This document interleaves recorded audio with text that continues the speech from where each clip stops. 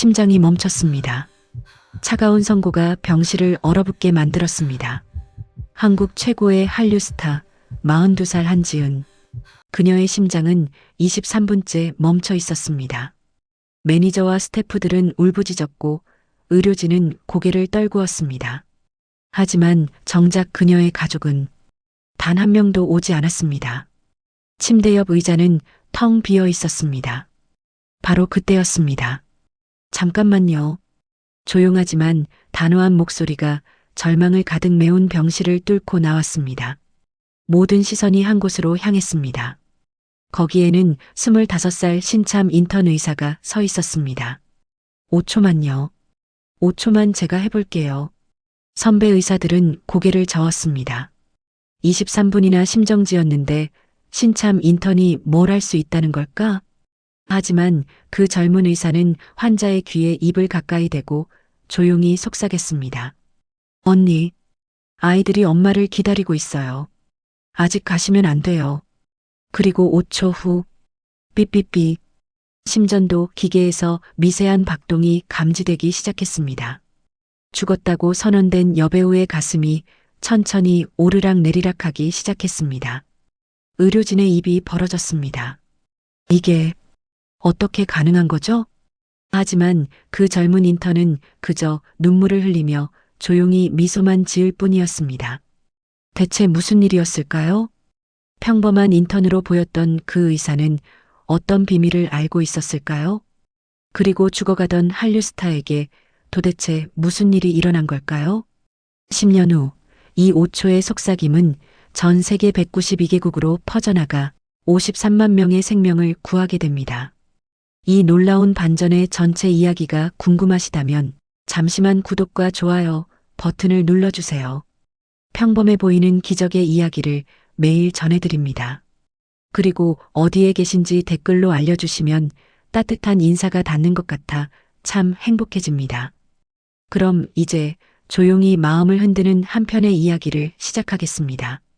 무대 위 조명이 나를 비추는 순간 나는 완벽한 미소를 지었습니다. 제42회 대한민국 영화대상 여우주연상 한지은. 사회자의 목소리가 울려 퍼지고 객석에서는 우레와 같은 박수가 쏟아졌습니다. 나는 천천히 일어나 무대로 걸어갔고 반짝이는 드레스가 조명을 받아 영롱하게 빛났습니다. 카메라 플래시가 터지는 가운데 나는 트로피를 받아들고 마이크 앞에 섰습니다. 감사합니다. 이 영광을 제 가족에게 바칩니다. 항상 응원해준 제 아이들 서연이와 민준이에게 이 상을 바칩니다. 관객들은 다시 한번 박수를 쳤고 카메라는 감동적인 표정을 짓고 있는 나를 클로즈업했습니다. 하지만 그 순간 나는 알고 있었습니다. 저 말들이 얼마나 공허한 거짓인지를. 같은 시각 서울 강남구 우리 집 거실. 서연이는 소파에 앉아 편의점 도시락을 젓가락으로 휘휘 저으며 TV를 보고 있었습니다. 화면 속에서는 내가 환하게 웃으며 소감을 말하고 있었고 자막에는 한지은 두 자녀 언급하며 눈물이라고 떴습니다. 또 저러네. 항상 말로만 가족 타령. 서연이는 냉소적인 표정으로 중얼거리며 도시락 뚜껑을 덮었습니다. 밥알이 절반도 남아 있었지만 그녀는 더 이상 먹고 싶지 않았습니다. 거실 한쪽에서는 민준이가 헤드폰을 낀 채 게임에 몰두하고 있었습니다. TV에서 나오는 엄마의 목소리도 누나의 한숨 소리도 들리지 않았습니다. 아니, 듣고 싶지 않았습니다. 휴대폰이 진동했습니다. 서연이의 휴대폰 화면에는 엄마라는 이름이 떴지만 그녀는 휴대폰을 뒤집어 테이블 위에 내려놓았습니다. 어차피 또 엄마 바빠 나중에 통화하자 할 거면서. 전화벨은 10초 정도 울리다가 끊어졌고 곧이어 문자 메시지가 왔습니다. 엄마가 상 받았어. 오늘 늦게 들어갈게. 냉장고에 반찬 있으니까 먹어. 서연이는 문자를 읽고 휴대폰을 소파 옆에 던졌습니다. 정말이지 이게 엄마인가 싶었습니다. 상을 받았다는 자랑은 하면서 정작 집에는 오지 않는 사람. 우리가 뭘 먹는지, 오늘 하루 어땠는지는 관심도 없는 사람. 같은 시각 서울대학교병원 응급의학과. 박수진은 당직실 책상에 앉아 낡은 청진기를 손으로 쓰다듬고 있었습니다. 청진기의 고무 부분은 오래되어 갈라져 있었고 금속 부분은 무수히 닦아서 반들반들했습니다. 이 청진기는 엄마의 유품이었습니다. 엄마는 30년간 이 병원에서 간호사로 일했고 1년 전 과로로 쓰러져 이 병원 응급실에서 숨을 거뒀습니다. 수지는 그날 엄마의 마지막을 지키지 못했습니다. 해외 학회 참석 중이었고 엄마는 혼자 쓸쓸하게 눈을 감았습니다. 엄마, 미안해요. 제가 옆에 없어서. 수지는 눈물을 닦으며 청진기를 가슴에 품었습니다. 그때 응급실 복도에서 급한 발소리와 함께 누군가의 외침이 들렸습니다. 환자분, 정신 차리세요. 수지는 황급히 일어나 복도로 뛰어나갔습니다. 나는 시상식이 끝난 후 뒤풀이 자리에 참석했습니다. 동료 배우들과 감독들이 축하 인사를 건넸고 나는 일일이 악수하며 미소 지었습니다. 지은 씨, 정말 축하해요. 이번 연기 정말 대단했어요. 감사합니다, 감독님. 덕분입니다. 지은 씨, 다음 작품 제안 하나 드리고 싶은데요. 시간 괜찮으세요? 물론이죠. 언제든 좋아요. 나는 그렇게 말하면서도 가슴 한편이 텅 비어가는 것 같았습니다. 집에 전화해야 하나? 아이들이 저녁은 먹었을까? 서연이 수능 준비는 잘 되고 있나? 민준이는 요즘 학교 생활 어떤가? 하지만 나는 전화를 걸지 않았습니다. 왜냐하면 알고 있었으니까요. 전화를 걸어도 서연이는 엄마 바쁘시죠? 저 괜찮아요라고 차갑게 말할 것이고 민준이는 아예 전화를 받지 않을 거라는 걸. 아이들이 언제부터 나를 이렇게 멀리했을까? 나는 샴페인 잔을 들고 혼자 조용히 중얼거렸습니다. 밤 11시 나는 매니저 영희와 함께 차에 올랐습니다. 언니, 오늘 정말 멋졌어요. 소감 말씀하실 때 진심이 느껴졌어요. 영희는 운전대를 잡으며 환하게 웃었습니다. 하지만 나는 대답 대신 창밖을 바라보았습니다. 서울의 야경이 흘러갔습니다. 불빛들이 반짝이고 사람들은 각자의 집으로 돌아가고 있었습니다. 어디선가 가족들이 함께 저녁을 먹고 아이들이 숙제를 하고 엄마가 과일을 깎아주는 평범한 일상이 펼쳐지고 있을 것입니다.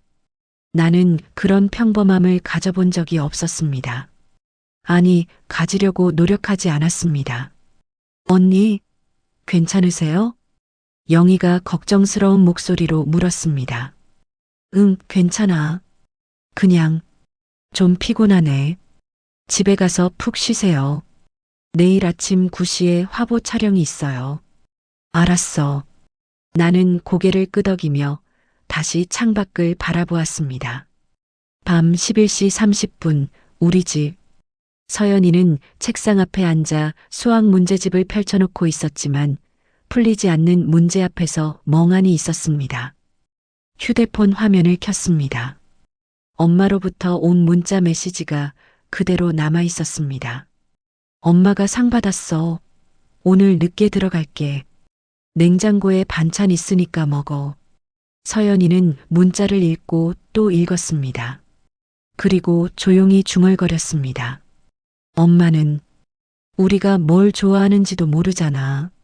냉장고에 반찬 있다고?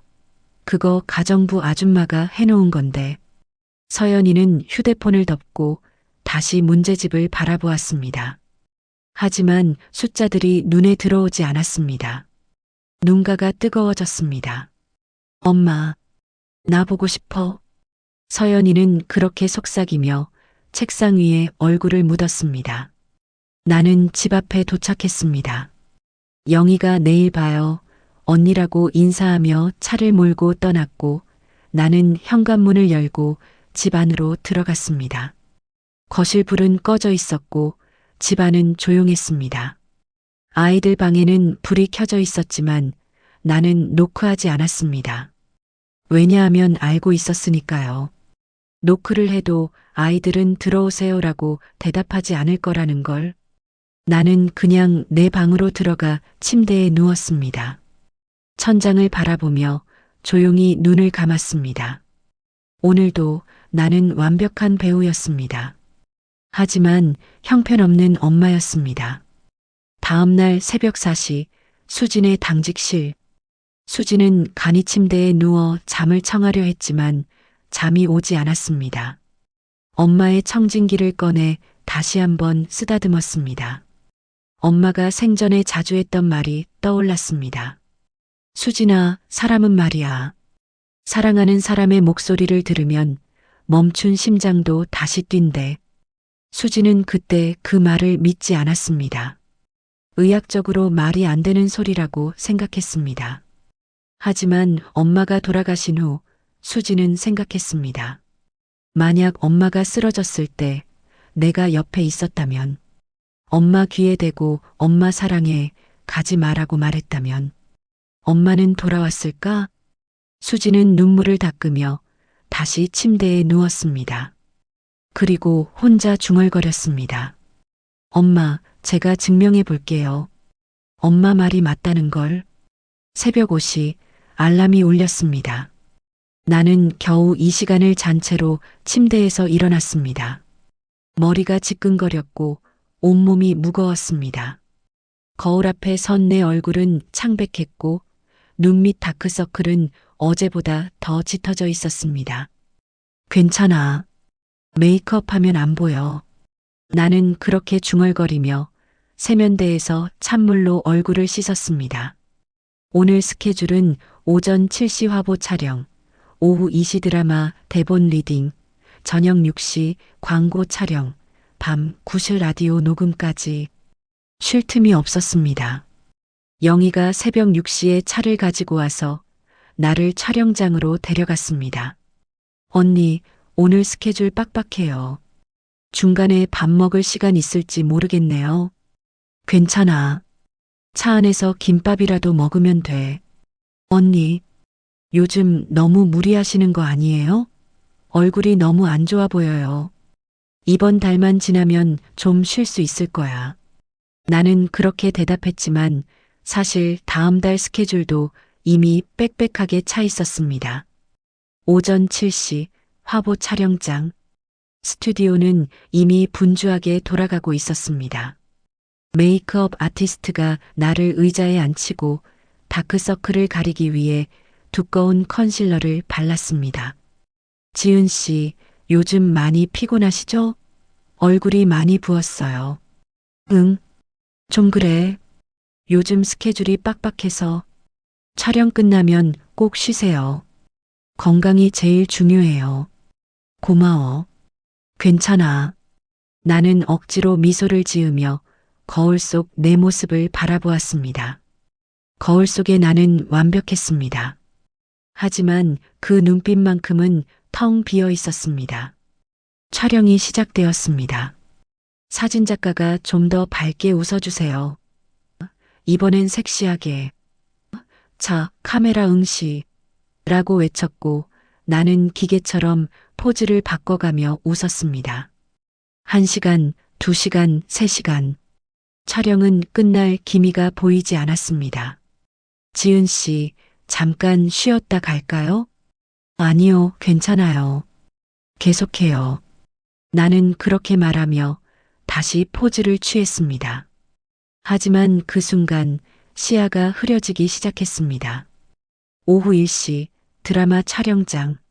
화보 촬영을 마치고 나는 곧바로 드라마 촬영장으로 이동했습니다. 영희가 차 안에서 김밥 한 줄을 건넸지만 나는 2개만 먹고 나머지는 남겼습니다. 속이 메스꺼웠습니다. 언니, 물이라도 많이 마셔요. 응. 드라마 촬영장에 도착했고 감독과 스태프들이 나를 반겼습니다. 지은 씨, 오늘 중요한 장면이에요. 남주와의 이별씬인데 감정 연기 확실하게 부탁드려요. 네, 감독님. 걱정 마세요. 나는 대본을 펼쳐들고 대사를 다시 한번 확인했습니다. 촬영이 시작되었습니다. 나는 남주인공 앞에 서서 눈물을 흘리며 대사를 쏟아냈습니다. 미안해요. 당신을 사랑하지만 떠나야 해요. 이게 우리를 위한 길이니까. 남주가 내 손을 잡으며 대답했습니다. 가지마. 제발. 당신 없이 난 살 수 없어. 그 순간 내 가슴이 조여왔습니다. 아니, 정말로 조여왔습니다. 숨이 막혔습니다. 심장이 이상하게 뛰기 시작했습니다. 너무 빠르게, 너무 불규칙하게. 지은 씨, 괜찮으세요? 남주가 걱정스러운 얼굴로 나를 바라보았습니다. 괜찮아. 나는 그렇게 말하려 했지만 말이 제대로 나오지 않았습니다. 그리고 다음 순간 세상이 기울어졌습니다. 쿵. 나는 바닥에 쓰러졌습니다. 촬영장이 순식간에 아수라장이 되었습니다. 지은 씨, 지은 씨, 119 불러. 빨리. 하느님, 숨을 안 쉬는 것 같아요. 영희의 비명소리가 들렸고 누군가 내 맥을 짚는 손길이 느껴졌습니다. 하지만 나는 아무것도 할 수 없었습니다. 눈을 뜰 수도 말을 할 수도 숨을 쉴 수도 없었습니다. 심장이 안 뛰어요. 누군가의 외침이 들렸고 그 후로는 모든 것이 흐릿해졌습니다. 오후 1시 47분 서울대학교 병원 응급실. 나는 들것에 실려 응급실로 들어왔습니다. 의료진이 내 주변으로 몰려들었고 심전도 기계가 요란한 소리를 냈습니다. 환자 42세 여성, 심정지 추정, 바로 제세동 준비, 혈압 측정 안 돼요. 에피네프린 투여. 의사들의 급박한 목소리가 들렸습니다. 수진도 그 자리에 있었습니다. 그녀는 내 얼굴을 보는 순간 눈이 커졌습니다. 한지은 씨? 하지만 지금은 유명한 배우인지 아닌지가 중요하지 않았습니다. 한 명의 환자, 죽어가는 사람일 뿐이었습니다. 제세동 준비 완료. 모두 떨어지세요. 충격합니다. 쿵. 전기 충격이 내 몸을 관통했지만 심전도는 여전히 평평한 선을 그었습니다. 다시 한 번 더. 쿵. 두 번째 충격. 하지만 여전히 반응이 없었습니다. 선배 의사가 시계를 보며 말했습니다. 소생술 시작한 지 20분 경과. 더 이상. 같은 시각 고등학교 3층 교실. 서연이는 수학 모의고사를 풀고 있었습니다. 조용한 교실, 연필이 종이를 긁는 소리만 들렸습니다. 휴대폰이 진동했습니다. 서연이는 가방 속에서 울리는 진동 소리를 느꼈지만 시험 중이라 확인할 수 없었습니다. 전화는 계속 울렸고 결국 꺼졌습니다. 혼잣말 누구야, 시험 시간에. 서연이는 짜증스러운 표정으로 다시 문제에 집중했습니다. 같은 시각 중학교 체육관. 민준이는 체육 시간 농구를 하고 있었습니다. 친구들과 땀 흘리며 뛰어다니고 웃고 떠들고 있었습니다. 민준이의 가방에서도 휴대폰이 울렸지만 그는 들을 수 없었습니다. 체육관은 너무 시끄러웠고 민준이는 그저 공을 쫓고 있었습니다. 응급실 복도. 영희는 복도에서 울부짖으며 전화를 걸고 있었습니다. 서연아, 전화 좀 받아. 제발. 죄송합니다. 전화를 받을 수 없습니다. 민준아, 민준아. 죄송합니다. 전화를 받을 수 없습니다. 영희는 주저앉아 울기 시작했습니다. 소속사 직원들이 복도에 도착했고 그들도 충격에 빠진 표정으로 서 있었습니다. 대표님, 한지은 씨가. 안 돼, 이럴 수가. 방금 촬영하고 있었는데 모두가 울고 있었습니다. 하지만 가족은 단 한 명도 없었습니다. 응급실 안 선배 의사가 심전도를 보며 천천히 고개를 저었습니다. 더 이상 의미 없습니다. 사망 시각은 잠깐요.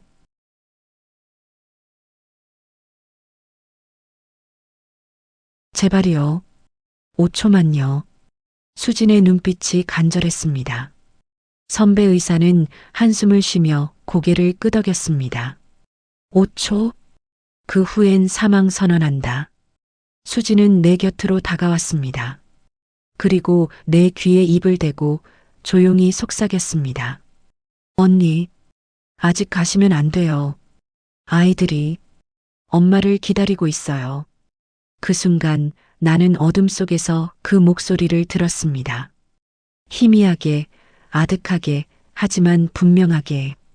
제 엄마는 제때 사랑한다고 말하지 못했어요. 언니는 아직 기회가 있어요. 돌아오세요.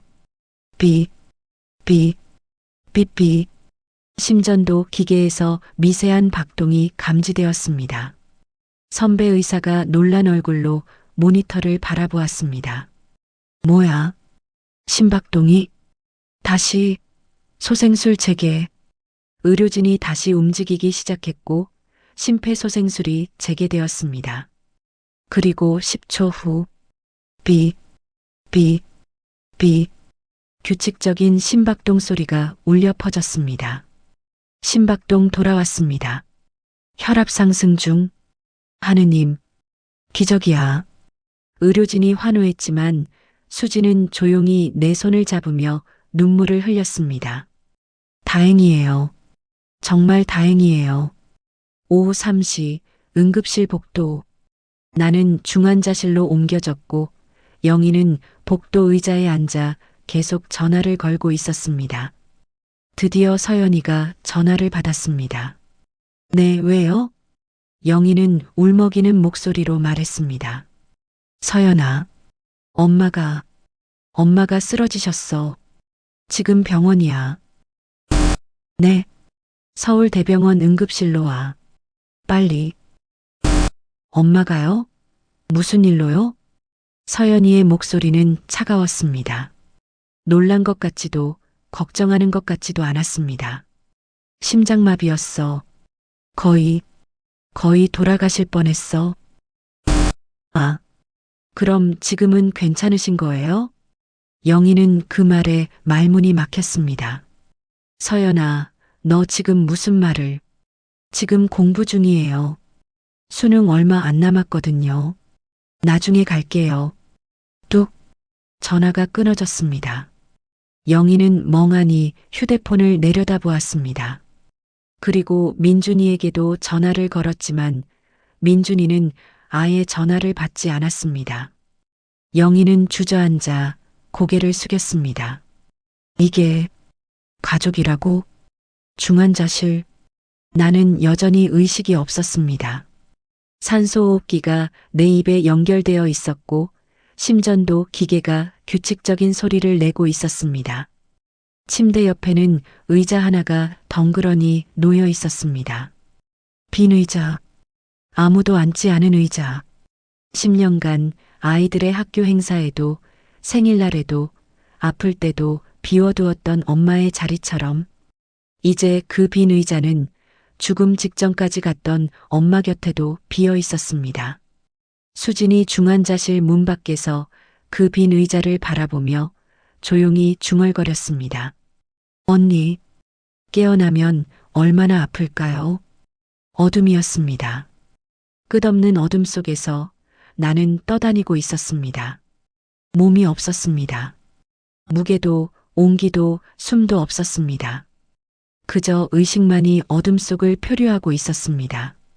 그런데 갑자기 빛이 보이기 시작했습니다. 아니, 빛이 아니라 장면이었습니다. 기억 1-12년 전 서연이 초등학교 입학식 날. 화사한 봄날이었습니다. 벚꽃이 흩날리는 초등학교 운동장에 신입생 아이들이 부모님 손을 잡고 서 있었습니다. 7살 서연이는 새로 산 분홍색 가방을 메고 두리번거리며 주변을 살폈습니다. 엄마, 언제 와? 엄마 오기로 했잖아. 남편이 서연이의 손을 잡으며 말했습니다. 서연아, 엄마가 오늘 중요한 촬영이 있어서 못 올 것 같아. 싫어. 엄마 오기로 했어. 다른 애들은 다 엄마랑 왔는데. 서연이가 울먹이기 시작했습니다. 주변 아이들은 모두 엄마와 함께 사진을 찍고 웃고 있었습니다. 아빠가 있잖아. 아빠랑 사진 찍자. 싫어. 엄마가 좋아. 남편은 서연이를 안아 올렸지만 서연이는 계속 울었습니다. 입학식이 끝나고 다른 엄마들은 아이 손을 잡고 교실을 구경하며 선생님과 인사를 나눴습니다. 하지만 서연이는 아빠와 함께 말없이 집으로 돌아갔습니다. 집에 도착한 서연이는 방으로 들어가 문을 닫았고 그날 저녁 내가 집에 돌아왔을 때는 이미 잠들어 있었습니다. 나는 서연이 방문을 살짝 열고 잠든 딸의 얼굴을 바라보았습니다. 혼잣말 미안해, 서연아. 다음엔 꼭 갈게. 하지만 나는 알고 있었습니다. 다음에도 또 다음에도 나는 가지 못할 거라는 것을. 어둠 속에 나는 그 장면을 보며 가슴이 찢어지는 것 같았습니다. 서연아, 엄마가 정말 미안해. 하지만 내 목소리는 들리지 않았습니다. 장면은 이미 다른 기억으로 넘어가고 있었습니다. 기억 2-9년 전 민준이 8살 생일날. 집 거실에는 작은 생일 케이크가 놓여 있었습니다. 초 8개가 꽂혀 있었고 민준이는 혼자 케이크 앞에 앉아 있었습니다. 민준아, 생일 축하해. 소원 빌어. 남편이 웃으며 말했지만 민준이의 표정은 밝지 않았습니다. 아빠, 엄마는? 엄마는 오늘 해외 촬영이야. 미안하다고 전해달라고 했어. 작년에도 그랬잖아. 엄마는 맨날 바빠. 민준이는 입을 삐죽거리며 말했습니다. 그래도 이번엔 엄마가 선물 보냈어. 여기 봐. 남편이 큰 상자를 꺼내 민준이 앞에 놓았습니다. 민준이는 상자를 뜯었고 안에는 최신형 게임기가 들어 있었습니다. 와, 이거 갖고 싶었는데. 민준이는 잠깐 기뻐했지만 곧 시무룩한 표정이 되었습니다. 근데 아빠, 엄마는 내가 뭘 좋아하는지 알아? 응? 그야. 알지. 아니야. 엄마는 몰라. 이 게임기도 아빠가 고른 거잖아. 엄마는 내가 뭘 좋아하는지, 내가 학교에서 친구 이름이 뭔지, 그런 거 하나도 몰라. 민준이는 그렇게 말하며 촛불을 불어 껐습니다. 남편은 아무 말도 하지 못했습니다. 그날 밤 나는 해외에서 민준이에게 영상 통화를 걸었습니다. 민준아, 생일 축하해. 엄마가 선물 보냈는데 받았어? 민준이는 화면을 보지도 않고 대답했습니다. 응, 받았어요. 감사합니다. 민준아, 엄마가 정말 미안해. 다음 생일엔 꼭. 괜찮아요. 엄마 바쁘시잖아요. 저 이제 자야 돼요. 뚝. 민준이가 먼저 영상통화를 끊었습니다. 나는 어두운 호텔방에 혼자 앉아 휴대폰 화면을 멍하니 바라보았습니다. 가슴이 아팠습니다. 하지만 나는 그 아픔을 묻고 다음날 촬영 스케줄을 확인했습니다. 어둠 속에 나는 소리 없이 울고 있었습니다. 민준아, 엄마가 정말 미안해. 기억 3-5년 전 남편이 떠나던 날, 거실에는 짐이 가득 쌓여 있었습니다. 남편은 서류 봉투를 식탁 위에 놓으며 말했습니다. 이혼 서류야. 이미 내 사인은 해뒀어. 지은이 사인만 하면 돼. 나는 소파에 앉아 남편을 바라보았습니다. 믿기지 않았습니다. 왜 갑자기 이러는 거야? 우리 잘 살고 있었잖아. 남편은 쓴웃음을 지었습니다. 잘 살고 있었다고? 지은아, 너는 이 집에 한 달에 며칠이나 있어? 아이들 얼굴은 며칠에 한 번 봐? 내가 일을 해야 우리 가족이 잘 사는 거잖아. 당신도 알잖아. 이 업계가 얼마나 경쟁이 치열한지. 아니야. 너는 가족을 위해서가 아니라 내 자신을 위해 일하는 거야. 인정해, 지은아. 나는 입술을 깨물었습니다. 남편이 계속 말했습니다. 나는 더 이상 못하겠어. 서연이와 민준이를 혼자 키우는 것도, 너를 기다리는 것도, 넌 엄마보다 배우가 먼저야. 그건 변하지 않을 거야. 아니야. 나는 우리 가족을 사랑해. 사랑? 서연이가 작년에 학교에서 왕따 당했던 거 알아? 민준이가 요즘 학교 가기 싫어한다는 거 알아? 너는 아무것도 몰라, 지은아. 나는 그 말에 할 말을 잃었습니다. 아이들은 내가 키울게. 너는 내 일이나 해. 그게 너한테도 아이들한테도 나은 거야. 남편은 짐을 들고 현관문으로 향했습니다. 당신, 정말 가는 거야? 남편이 돌아보며 마지막으로 말했습니다. 미안해, 지은아. 하지만 나도 아이들도 이제 지쳤어. 없는 엄마를 기다리는 것도 바쁘다는 핑계를 듣는 것도 쾅! 문이 닫혔습니다. 나는 혼자 남았습니다. 그리고 그날 밤 나는 혼자 술을 마시며 울었습니다. 내가 뭘 잘못한 거지? 나는 그냥 열심히 산 건데. 하지만 답은 없었습니다. 어둠 속에 나는 무너져 내렸습니다. 내가 틀렸구나. 나는 가족을 사랑한다고 생각했는데 사실은 나 자신만 사랑했던 거구나. 기억사 -3년 전 서연이 고1 겨울. 서연이가 방에서 문자를 보냈습니다. 엄마, 나 요즘 힘들어. 나는 해외 시상식장에서 그 문자를 보았지만 주변이 너무 시끄러웠고 나는 곧 무대에 올라가야 했습니다. 힘내, 서연아. 엄마 지금 바빠. 나중에 통화하자. 나는 그렇게 답장을 보내고 다시 시상식에 집중했습니다. 하지만 서연이에게 나중에는 오지 않았습니다. 나는 그날 밤 너무 피곤해서 서연이에게 전화하는 것을 잊었습니다. 그리고 서연이는 그 후로 나에게 더 이상 힘들다는 말을 하지 않았습니다. 어둠 속에 나는 소리 없이 울부짖었습니다. 서연아, 미안해. 엄마가 정말 미안해. 민준아, 엄마가 나쁜 엄마였지. 나는 엄마 자격이 없었어. 현실, 중환자실 복도. 수지는 차트를 들고 복도를 걷다가 한지은의 차트를 다시 펼쳐보았습니다. 환자명 한지은 42세.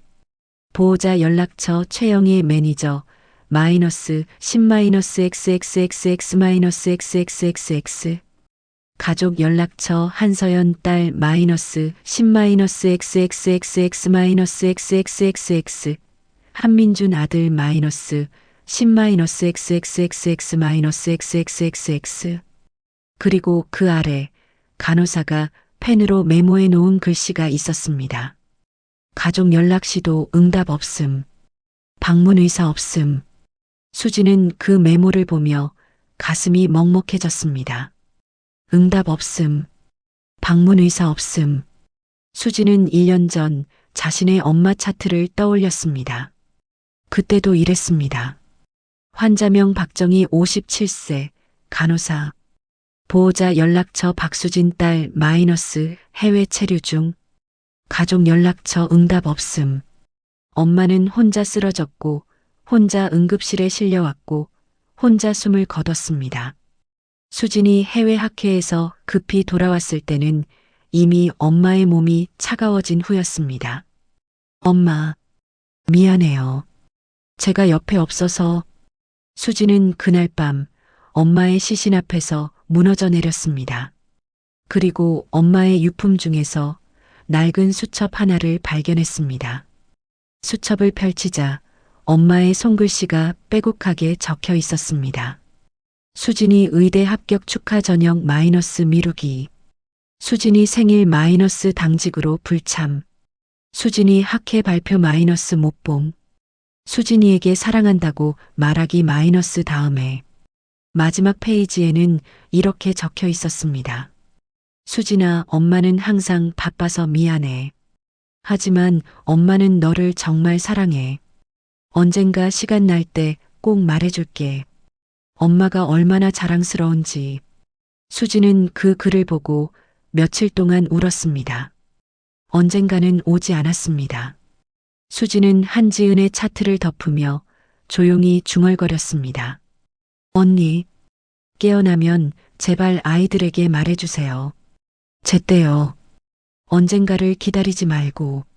수진은 중환자실 문을 열고 들어가 여전히 의식 없는 한지은을 바라보았습니다. 침대 옆 의자는 여전히 비어 있었습니다. 수진은 그 빈 의자에 조용히 앉았습니다. 제가 잠깐이라도 옆에 있어 줄게요. 혼자 깨어나지 않도록. 어둠 속에 나. 주마등이 끝났습니다. 모든 후회가, 모든 미안함이, 모든 그리움이 나를 덮쳤습니다. 나는 다시 돌아가고 싶어. 아이들 손을 잡고 싶어. 아이들 얼굴을 보고 싶어. 엄마라고 제대로 불러보고 싶어. 그리고 어둠 속에서 작은 빛 하나가 보이기 시작했습니다. 빛은 점점 커졌고 나는 그 빛을 향해 손을 뻗었습니다. 아직 늦지 않았을까? 응급실 사망 선언 20초 전. 선배 의사가 시계를 보며 말했습니다. 소생술 시작 23분 경과. 더 이상은 무의미합니다. 사망 시각 오후 2시 10분. 잠깐만요. 수진의 외침이 응급실을 가득 채웠습니다. 모든 의료진의 시선이 수진에게 집중되었습니다. 선배 의사가 피곤한 표정으로 고개를 돌렸습니다. 수진아, 이미 충분히 했어. 23분이면. 선배님, 5초만요. 딱 5초만 제가 해볼게요. 수진의 목소리는 떨리고 있었지만 눈빛만큼은 또렷했습니다. 수진아, 의학적으로 이미. 제발이요. 5초만요. 선배 의사는 수진의 눈을 바라보았습니다. 그 눈에는 간절함과 함께 무언가 더 깊은 것이 담겨 있었습니다. 5초? 그 후엔 사망 선언한다. 수진은 고개를 끄덕이며 한지은의 침대로 다가갔습니다. 다른 의료진들은 피곤한 표정으로 물러섰습니다. 20분이 넘는 심폐소생술로 모두가 지쳐 있었습니다.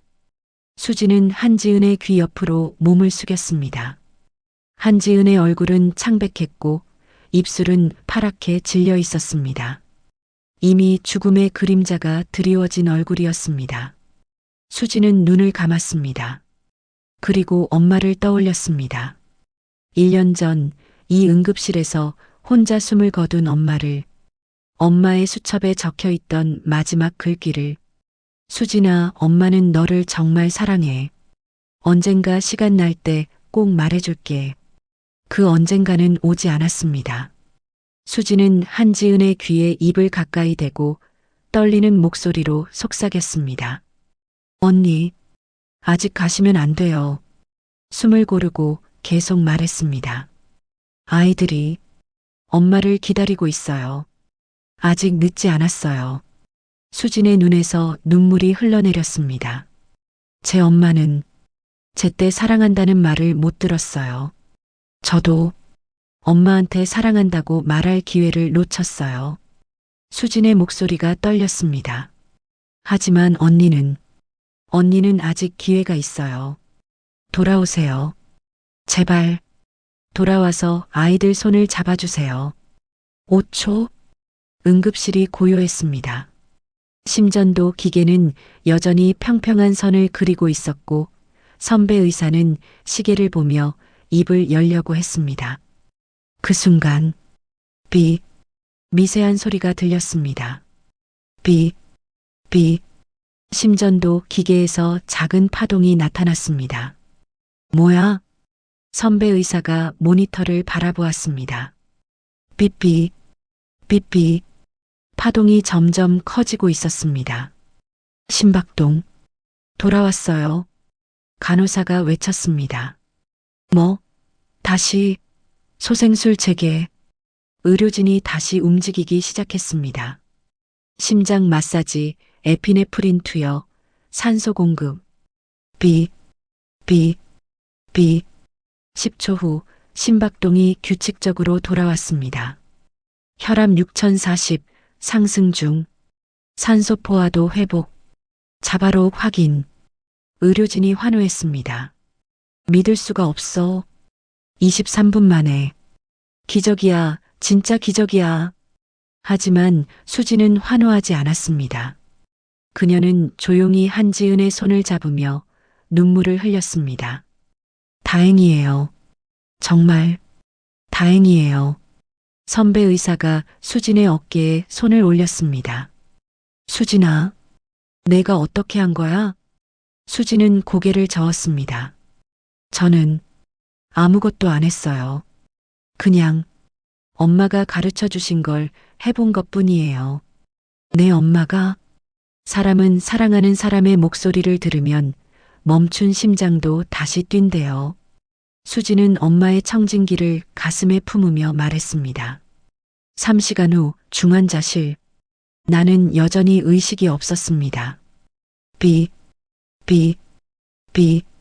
그녀는 차트를 들고 내 상태를 확인하고 있었습니다. 혈압 안정, 심박동 정상, 산소 포화도 양호. 좋아요. 수지는 차트를 내려놓고 조용히 나를 바라보았습니다. 언니, 이제 깨어나야 해요. 아이들이 기다리고 있을 거예요. 하지만 복도 밖에는 여전히 아무도 없었습니다. 같은 시각, 복도. 영희는 벤치에 앉아 휴대폰을 들여다보고 있었습니다. 서연이에게 보낸 문자 메시지 엄마 상태 안정됐어. 중환자실에 있어. 와서 얼굴이라도 봐줘. 읽은 표시는 떴지만 답장은 없었습니다. 민준이에게 보낸 문자 메시지 민준아, 제발 한 번만 와줘. 엄마가 거의 돌아가실 뻔했어. 역시 읽은 표시만 있을 뿐 답장은 없었습니다. 영희는 휴대폰을 쥔 채 고개를 숙였습니다. 소속사 대표가 복도를 걸어왔습니다. 영희야, 지은이 상태는 어때? 안정됐대요. 의식은 아직 안 돌아왔지만. 다행이네. 근데 가족들은? 안 왔어요. 뭐? 아직도? 영희는 고개를 끄덕였습니다. 대표는 믿을 수 없다는 표정을 지었습니다. 도대체 무슨 사연이 있길래? 10년이에요. 지은 언니가 아이들이랑 제대로 시간을 보낸 게 아이들은 엄마를 포기한 것 같아요. 영희의 목소리가 떨렸습니다. 그래도 엄마잖아. 죽을 뻔했는데 아이들 입장에서는 이미 10년 전에 엄마가 죽은 거나 마찬가지예요. 그날 저녁 7시 나는 눈을 떴습니다. 처음에는 모든 것이 흐릿했습니다. 하얀 천장, 밝은 조명, 기계 소리, 그리고 무언가 목을 조이는 느낌. 나는 손을 들어 목에 산소호흡기를 만졌고 그 순간 간호사가 달려왔습니다. 환자분, 깨어나셨어요. 간호사가 급히 호출 버튼을 눌렀고 곧 의료진이 몰려들었습니다. 수진도 뛰어왔습니다. 언니, 정신 차리셨어요? 나는 수진을 바라보았습니다. 누구지? 이 사람은? 목이 너무 아파서 말을 할 수 없었습니다. 괜찮아요. 말하지 마세요. 산소호흡기 제거할게요. 의사가 조심스럽게 호흡기를 제거했고 나는 크게 숨을 들이마셨습니다. 기침이 나왔고 목이 따가웠습니다. 물. 간호사가 물을 조금 적신 거즈로 내 입술을 적셔주었습니다. 천천히 하세요. 몸이 아직 약해요. 나는 주변을 둘러보았습니다. 병실, 의료장비, 간호사, 의사, 그리고 빈 의자. 여기가 어디죠? 내 목소리는 쉬어 있었습니다. 서울대병원 중환자실이에요. 한지은 씨, 기억나세요? 촬영장에서 쓰러지셨어요. 쓰러졌다? 천천히 기억이 돌아왔습니다. 촬영장, 가슴 통증, 쓰러지는 순간, 그리고 어둠, 심장마비였어요. 심정지가 23분간 지속됐고, 기적적으로 돌아오셨어요. 수진이 조용히 말했습니다. 23분. 나는 죽었다가 살아난 것입니다. 제 아이들은? 나는 떨리는 목소리로 물었습니다. 수진과 간호사가 잠깐 눈빛을 교환했습니다. 매니저분이 연락하셨어요. 곧 오실 거예요. 하지만 나는 알 수 있었습니다. 그들의 표정에서 아이들은 오지 않았다는 것을. 나는 천천히 고개를 돌려 침대 옆 빈 의자를 바라보았습니다. 텅 빈 의자.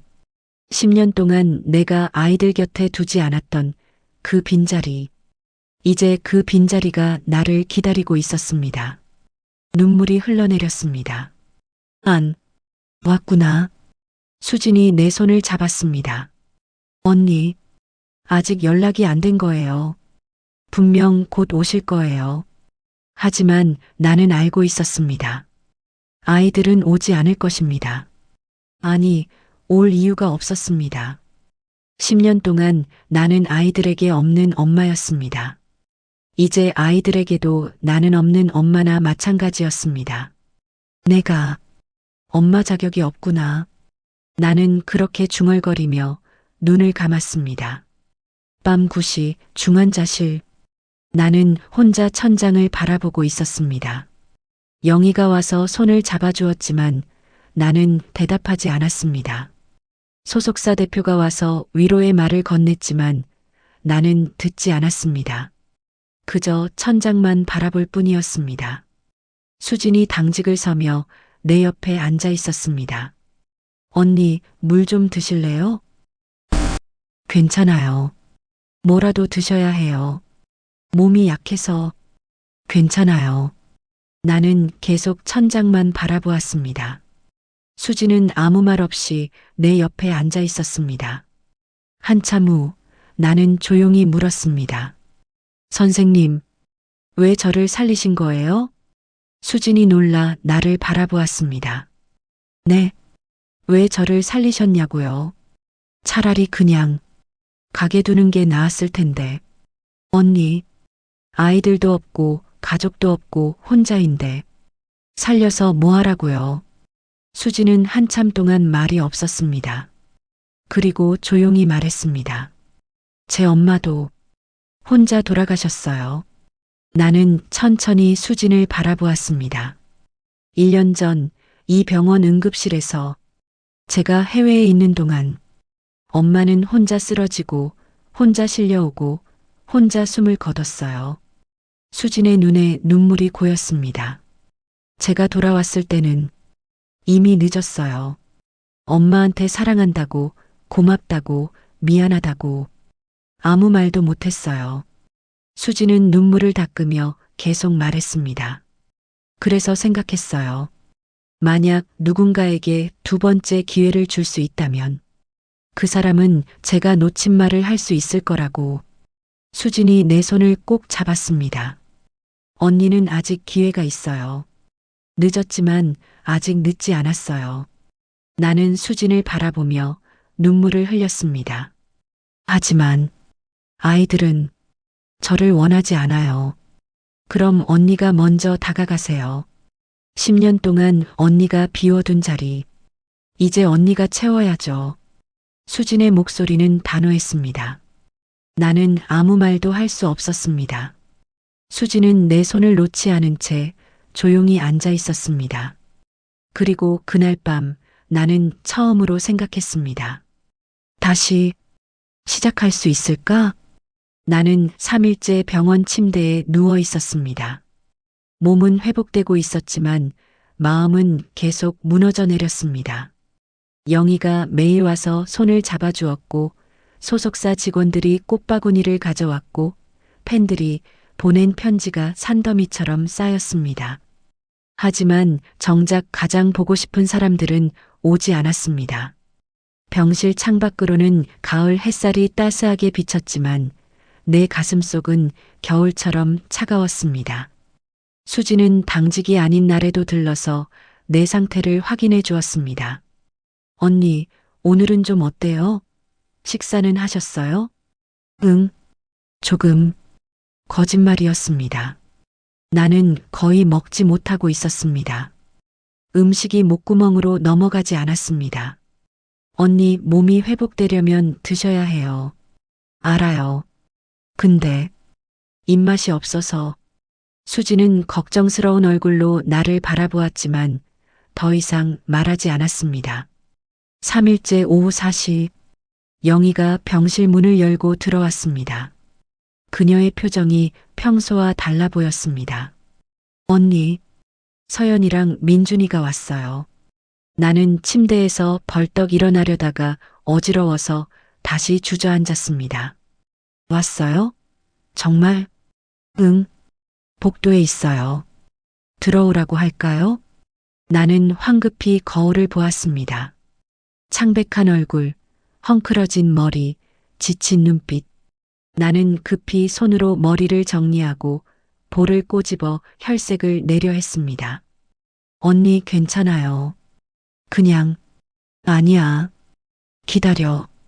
립스틱 어디 있지? 나는 침대 옆 서랍을 뒤적였지만 손이 떨려서 제대로 꺼낼 수도 없었습니다. 정말이지 웃긴 일이었습니다. 3일 동안 기다리고 기다렸던 아이들인데 막상 온다고 하니 두렵고 떨렸습니다. 그냥 들어오라고 해. 네. 영희가 문을 열고 나갔고 잠시 후 복도에서 낮은 대화 소리가 들렸습니다. 그리고 천천히 문이 열렸습니다. 서연이가 먼저 들어왔습니다. 교복 차림에 가방을 메고 있었습니다. 얼굴은 무표정했고 눈빛은 차가웠습니다. 민준이가 그 뒤를 따라 들어왔습니다. 그는 고개를 숙인 채 바닥만 바라보고 있었습니다. 서연아, 민준아, 내 목소리는 떨렸습니다. 서연이는 병실 문 근처에 멈춰 섰습니다. 침대로 다가오지 않았습니다. 엄마, 단 한마디, 감정 없는 목소리였습니다. 와줘서 고마워. 앉아. 의자 있잖아. 나는 침대 옆 의자를 가리켰습니다. 3일 동안 비어있던 그 의자를.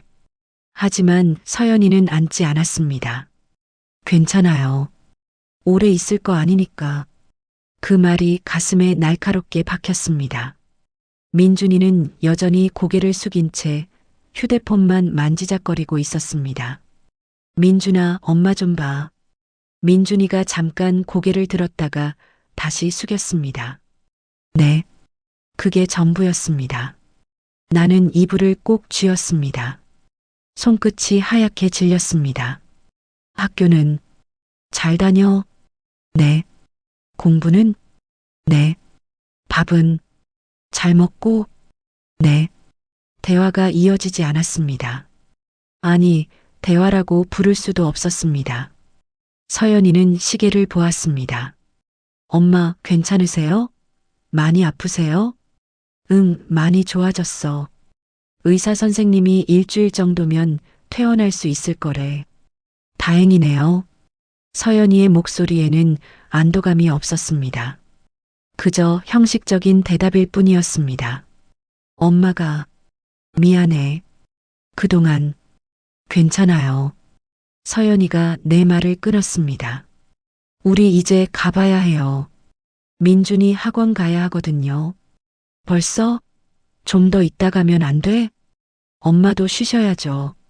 우리 있으면 피곤하실 거예요. 서연이는 이미 문 쪽으로 몸을 돌리고 있었습니다. 서연아, 잠깐만. 민준아, 가자. 서연이는 내 말을 듣지 않은 채 민준이를 데리고 문을 향해 걸어갔습니다. 서연아, 나는 침대에서 일어나려고 했지만 다리에 힘이 없어 비틀거렸습니다. 영희가 급히 나를 붙잡았습니다. 서연이는 문 앞에서 멈춰 섰습니다. 하지만 돌아보지 않았습니다. 엄마 괜찮으시면 저 학교 가봐야 해요. 수능 얼마 안 남았거든요. 서연아, 퇴원하시면 연락 주세요. 그럼 안녕히 계세요. 쾅! 문이 닫혔습니다. 나는 그 자리에 서서 닫힌 문만 바라보았습니다. 영희가 내 어깨를 감싸며 침대로 데려갔습니다. 언니, 괜찮아요? 나는 대답하지 못했습니다. 괜찮을 리가 없었습니다. 아이들이 병실에 있던 시간은 채 5분도 되지 않았습니다. 5분. 나는 3일을 기다렸고 아이들은 5분 만에 떠났습니다. 내가 죽어도 이 아이들은 울지 않겠구나. 나는 그렇게 중얼거렸습니다. 영희는 아무 말도 하지 못했습니다. 저녁 무렵 수진이 병실에 들어왔습니다. 그녀는 환하게 웃으며 말했습니다. 언니, 가족분들 오셨다면서요? 정말 다행이에요. 그 말을 듣는 순간 나는 무너져 내렸습니다. 다행이에요? 수진이 내 표정을 보고 당황했습니다. 언니, 다행인 게 하나도 없어요. 나는 눈물을 흘리며 말했습니다. 아이들이 5분 만에 갔어요. 의자에 앉지도 않았어요. 엄마 얼굴도 제대로 보지 않았어요. 수지는 할 말을 잃은 듯 입을 다물었습니다. 서연이는 수능 얼마 안 남았다고 했어요. 민준이는 한마디도 안 했어요. 그냥 휴대폰만 보고 있었어요. 나는 이불로 얼굴을 가렸습니다. 제가 죽을 뻔했는데 아이들은 관심도 없어요. 수진이 침대 옆에 앉아 내 손을 잡았습니다. 언니, 제가 뭘 잘못한 건지 알아요. 10년 동안 아이들을 방치했죠. 엄마 노릇 안 했죠. 근데 이렇게까지 차갑게 대할 줄은 몰랐어요. 나는 수진을 바라보았습니다. 선생님, 저는 어떻게 해야 해요? 수진은 한참 동안 아무 말도 하지 않았습니다. 그리고 조용히 말했습니다. 언니, 아이들이 차가운 게 아니에요. 아이들은 다쳤어요. 뭐요? 10년 동안 엄마를 기다렸는데 오지 않았던 상처. 그 상처가 너무 깊어서 이제는 차가운 척 하는 거예요. 또 상처받지 않으려고. 수진이 내 손을 꼭 잡았습니다. 제 엄마가 그랬어요. 상처받은 사람은 먼저 다가오지 못해. 상처 준 사람이 먼저 다가가야 해. 나는 수진을 바라보았습니다. 하지만 아이들은 저를 원하지 않잖아요. 그래도 언니가 다가가야 해요. 계속 끝까지. 수진의 눈빛은 단호했습니다. 나는 창밖을 바라보았습니다. 해가 지고 있었습니다. 가을 노을이 하늘을 붉게 물들이고 있었습니다. 10년의 빚을 어떻게 갚죠? 한 번에 갚으려 하지 마세요. 하루에 하나씩 천천히. 수진이 미소 지었습니다. 나는 고개를 끄덕였습니다. 하지만 가슴 속에는 여전히 두려움이 가득했습니다. 그날 밤 나는 혼자 병실에 앉아 휴대폰을 꺼냈습니다. 서연이와 민준이에게 문자를 보내고 싶었습니다. 하지만 무슨 말을 해야 할지 몰랐습니다. 미안해. 너무 가볍습니다. 사랑해. 10년 동안 한 번도 제대로 말하지 않았던 말을 지금 와서 문자로. 보고 싶어? 그게 무슨 의미가 있을까요? 아이들은 저를 보고 싶어 하지 않는데 나는 결국 문자를 보내지 못하고 휴대폰을 내려놓았습니다. 창밖으로 달이 떠올랐습니다. 차갑고 외로운 달이었습니다. 나처럼 나는 다시 시작할 수 있을까? 그 질문에 답은 없었습니다. 다음 날 아침, 수진이 아침 회진을 돌며 병실에 들어왔습니다. 언니, 오늘은 좀 어때요? 잘 모르겠어요. 밤에 잘 주무셨어요? 아니요. 거의 못 잤어요. 수지는 차트를 확인하며 고개를 끄덕였습니다. 언니, 제가 뭐 하나 여쭤봐도 될까요? 응. 언니는 정말로 다시 시작하고 싶으세요? 아이들이랑. 나는 수진을 바라보았습니다. 당연하죠. 저는 아이들이 너무 보고 싶어요. 그럼 준비하세요.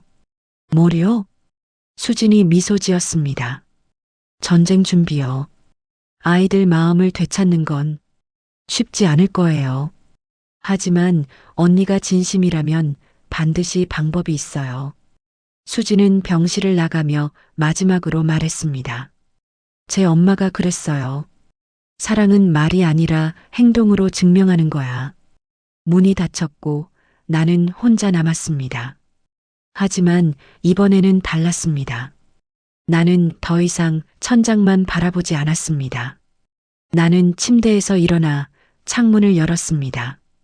가을바람이 얼굴을 스쳤습니다. 서연아, 민준아, 엄마가 갈게. 이번엔 도망가지 않을게. 나는 그렇게 중얼거리며 처음으로 결심을 다졌습니다. 비록 아이들이 나를 밀어내더라도, 비록 아이들이 나를 미워하더라도 나는 포기하지 않겠다고. 일주일 후 나는 퇴원을 앞두고 있었습니다. 의사는 기적적인 회복이라고 했고 간호사들은 정말 다행이라고 했지만 나는 전혀 다행이라고 느끼지 못했습니다. 몸은 회복되었지만 마음은 더 무너져 내리고 있었습니다.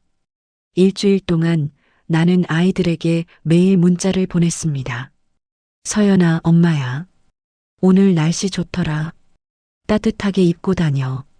읽음 표시. 답장 없음. 민준아, 밥 잘 챙겨 먹어. 엄마가 태어나면 민준이 좋아하는 거 해줄게. 읽음 표시. 답장 없음. 서연아, 수능 준비 힘들지? 엄마가 응원해. 힘내. 읽음 표시. 답장 없음. 매일 똑같았습니다. 나는 문자를 보내고 아이들은 읽고 답장하지 않았습니다. 영희가 안타까운 표정으로 말했습니다. 언니, 그만 보내는 게 어때요? 애들이 답장 안 하잖아요. 그래도 읽기는 하잖아. 언니, 읽는다는 건 완전히 무시하는 건 아니라는 뜻이잖아. 그러니까 나는 계속 보낼 거야. 나는 그렇게 말하며 또다시 문자를 썼습니다. 하지만 손가락이 떨렸습니다.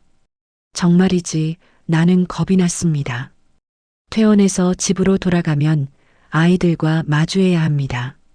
그런데 아이들이 나를 거부하면 어떻게 하죠? 퇴원 전날 저녁 7시 병실 문이 열렸고 서연이와 민준이가 들어왔습니다. 나는 깜짝 놀라 침대에서 일어났습니다. 서연아, 민준아, 왔구나. 서연이는 여전히 무표정한 얼굴로 문 근처에 섰습니다. 민준이는 고개를 숙인 채 바닥만 바라보고 있었습니다. 앉아. 의자 여기 있어. 됐어요. 서연이가 짧게 대답했습니다. 엄마가 내일 퇴원한대. 그래서 집에 갈 거야. 알아요. 매니저 이모가 연락했어요. 그래서 엄마가 집에 가면 우리 같이 저녁 먹고. 엄마. 서연이가 내 말을 끊었습니다. 응? 솔직히 말할게요. 서연이의 목소리가 차가워졌습니다. 나는 갑자기 가슴이 철렁 내려앉았습니다. 저 엄마 없어도 잘 살았어요. 서연아. 10년 동안 엄마 없이 살았는데 이제 와서 엄마가 집에 온다고 해서 뭐가 달라지겠어요? 서연이의 눈빛이 차갑게 나를 찔렀습니다. 서연아, 그런 말 하지 마. 엄마가 미안해. 그동안 엄마가 미안하다고요? 미안하면 다해요? 서연이의 목소리가 높아졌습니다. 엄마는 항상 바쁘다고 했잖아요. 제가 초등학교 입학식 날 엄마 오기로 했는데 안 왔잖아요. 제가 학교에서 왕따 당했을 때 엄마한테 문자 보냈는데 나중에 통화하자고만 했잖아요. 그건 엄마가 정말 바빠서 엄마는 맨날 바빴어요. 제 생일도 민준이 생일도 부모 상담 날도 아빠가 집 나간 날도 서연이의 목소리가 떨렸습니다. 눈에 눈물이 고였습니다. 엄마는 우리보다 일이 더 중요했잖아요. 촬영이, 시상식이, 팬 사인회가. 아니야, 서연아. 엄마는 너희를 사랑해. 사랑한다면서 왜 우리를 혼자 뒀어요? 사랑한다면서 왜 아빠가 떠날 때 붙잡지 않았어요? 나는 말문이 막혔습니다. 서연이가 계속 소리쳤습니다. 저 알아요. 엄마가 아빠한테 뭐라고 했는지. 나는 배우야. 나한테 일이 제일 중요해. 그렇게 말했잖아요. 그건 그때 엄마가 화가 나서. 아니에요. 그게 엄마의 진심이었어요. 엄마는 배우가 제일 중요한 거예요. 우리는 그냥 엄마의 가족 이미지 소품일 뿐이에요. 그 말이 가슴에 비수처럼 꽂혔습니다. 나는 침대에 주저앉았습니다. 서연아, 그런 말 하지 마. 사실이잖아요. 서연이가 울먹였습니다. 엄마는 시상식 때마다 제 아이들에게 이 상을 바칩니다라고 하면서 정작 우리 얼굴은 한 달에 한 번 볼까 말까 했어요. 엄마는 TV에서는 완벽한 엄마 행세를 하면서 집에서는 없는 엄마였어요. 나는 아무 말도 할 수 없었습니다. 민준이도 고개를 들었습니다. 그의 눈에도 눈물이 고여 있었습니다. 엄마는 우리보다 팬들이 더 좋잖아요. 민준아, 저 알아요. 엄마가 공항에서 팬들이랑 사진 찍을 때 진짜 행복해 보였어요. 근데 우리랑 있을 때는 항상 피곤해 보였어요. 민준이의 목소리가 떨렸습니다. 저는 그냥 평범한 엄마가 좋았는데 같이 밥 먹고 같이 TV 보고 같이 웃는 엄마. 근데 우리 엄마는 항상 어디 다른 데 있었어요. 나는 눈물을 흘리며 아이들을 바라보았습니다. 미안해. 엄마가 정말 미안해. 미안하다고 다가 아니에요. 서연이가 소리쳤습니다. 이제 와서 왜 엄마 노릇하려고 해요? 10년 동안 엄마 없이 살았는데 이제 와서 뭐가 달라져요? 서연아, 엄마가 바뀔게. 이제는 달라질게. 믿을 수 없어요. 엄마는 또 바빠질 거예요. 또 일이 생기면 우리를 두고 떠날 거예요. 아니야. 이번엔 진짜야. 나는 침대에서 일어나 서연이에게 다가가려 했습니다. 하지만 서연이는 뒤로 물러났습니다. 가까이 오지 마세요. 그 말이 너무 차갑게 들렸습니다. 서연아, 저는 엄마 없이도 잘 살 수 있어요. 민준이도 그래요. 이제 우리는 엄마가 필요 없어요. 서연아, 그러니까 엄마도 우리 신경 쓰지 마세요. 엄마 일이나 하세요. 그게 엄마한테도 우리한테도 나아요. 서연이는 몸을 돌려 문으로 향했습니다. 민준아, 가자. 민준이도 고개를 숙인 채 서연이를 따라갔습니다. 기다려. 서연아, 민준아. 나는 아이들을 붙잡으려 했지만 다리에 힘이 없어 비틀거렸습니다. 쾅! 문이 닫혔습니다. 나는 그 자리에 주저앉아 닫힌 문을 바라보았습니다. 숨이 막혔습니다. 가슴이 너무 아파서 정말로 심장이 멈출 것 같았습니다. 얼마나 시간이 흘렀을까요? 나는 바닥에 주저앉은 채 움직이지 못하고 있었습니다. 영희가 들어와 나를 부축해 침대에 눕혔지만 나는 반응하지 못했습니다. 언니, 괜찮아요? 나는 대답하지 않았습니다. 언니, 물 좀 드세요. 나는 고개를 저었습니다. 영희는 걱정스러운 얼굴로 밖으로 나갔고 잠시 후 수진이 들어왔습니다. 언니, 무슨 일 있었어요? 나는 천장을 바라보며 조용히 말했습니다. 내가 엄마 자격이 없나 봐요. 언니, 아이들이 맞아요. 나는 배우가 먼저였어요. 가족보다 아이들보다 내일이 더 중요했어요. 눈물이 흘러내렸습니다. 나는 이기적인 사람이에요. 아이들을 사랑한다고 생각했지만 사실은 내 자신만 사랑했어요. 수지는 침대 옆에 앉아 내 손을 잡았습니다. 10년이나 아이들을 혼자 뒀어요. 이제 와서 엄마 노릇하겠다는 게 우습죠? 언니, 서연이가 말했어요. 엄마 없이도 잘 살 수 있다고. 민준이는 내 눈도 제대로 안 봤어요. 나는 수진을 바라보았습니다. 선생님, 나는 어떻게 해야 해요? 수진은 한참 동안 아무 말도 하지 않았습니다. 그리고 조용히 말했습니다. 언니, 포기하시겠어요? 네. 아이들이 거부한다고 포기하시겠냐고요. 나는 대답하지 못했습니다. 수진이 계속 말했습니다. 10년 동안 아이들이 엄마를 기다렸어요. 매일 기다렸지만 엄마는 오지 않았어요. 이제 아이들은 지쳤어요. 더 이상 기다리고 싶지 않은 거예요. 그럼 나는 이제는 언니가 기다려야 해요. 아이들이 마음을 열 때까지. 수진의 눈빛이 단호했습니다. 10년 동안 아이들이 기다렸으니 이제는 언니가 10년을 기다려야죠.